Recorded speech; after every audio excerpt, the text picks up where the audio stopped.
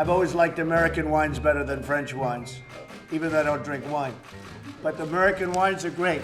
If you managed to catch President Trump's Oval Office remarks in the summer of 2019, you might have wondered what turned the president into a wine critic. Here's what did it. France's plans to tax digital giants like Google and Facebook. The French government is hoping that this will raise 500 million euros in revenue. The Trump administration has threatened to impose tariffs as high as 100% on a range of French goods. Sparkling wine is on the list. You see cheeses, you see makeup, you see handbags. France put on a tax on our companies. Wrong. France, in July of 2019, passed legislation for a digital services tax. It's a 3% revenue tax on very big tech companies. Isabel Gottlieb has been following the global effort to modernize the tax system for Bloomberg Tax. She says to understand how we got here, you have to go back a century. For basically the last 100 years, we've had a series of domestic laws and international agreements that form the system by which multinationals are taxed. Under this system, companies have traditionally paid taxes where they have a physical presence. In order to sell shoes or lumber or quilts, a business needed to have warehouses, storefronts, and workers in a location. That brick-and-mortar infrastructure provided a legal basis for nations to tax businesses. All that has changed.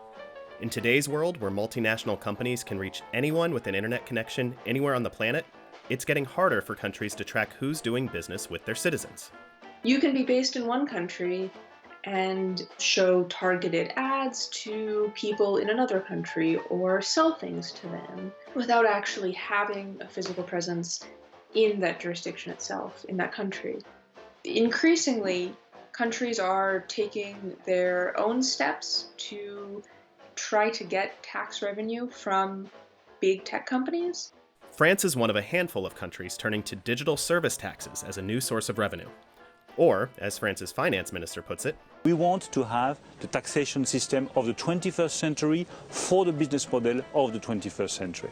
So just how did these taxes actually work? French tax, it's a 3% revenue tax. Whatever revenue you're making from activities connected to French users in a certain number of ways, you're paying tax to France on that. That means, even if a company posts a loss, it will still have to pay the digital service tax on the revenue connected to a particular jurisdiction. That's just one of the reasons tech companies hate digital taxes.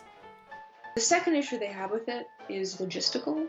They say that this measure requires them to keep track of where people are, who's looking at their ad, where they are when they see it.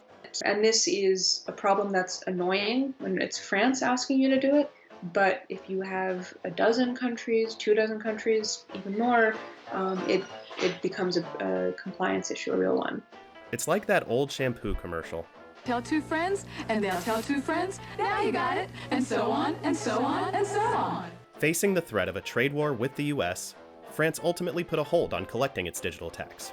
But only if the international community can find a solution by the end of the year. The Organization for Economic Cooperation and Development, the OECD, is working to try to find a solution to digital tax that everyone will agree to. The OECD has largely settled on a two-pronged approach. Pillar 1 is an attempt to reslice the pie, if you will, to change how much tax ends up in the jurisdictions where multinationals are doing business. The second pillar would require multinationals to pay at least a minimum tax rate, the goal being to limit the race to the bottom among countries vying to have the lowest rates. But there hasn't been agreement yet on what that rate would be. For its part, the US has signaled significant concerns with the OECD's plan. The pressure is now on all parties to come up with a consensus solution by the end of 2020. But the coronavirus pandemic has made an already ambitious timeline even harder to achieve. You'll hear OECD officials, US Treasury officials, other governments talk about there's the OECD solution, and the alternative to that is not status quo. The alternative is chaos. The alternative is every country acts in its own best self-interest. As tasters for our prize. In the meantime, you might want to start stocking up on French wine while it's still affordable.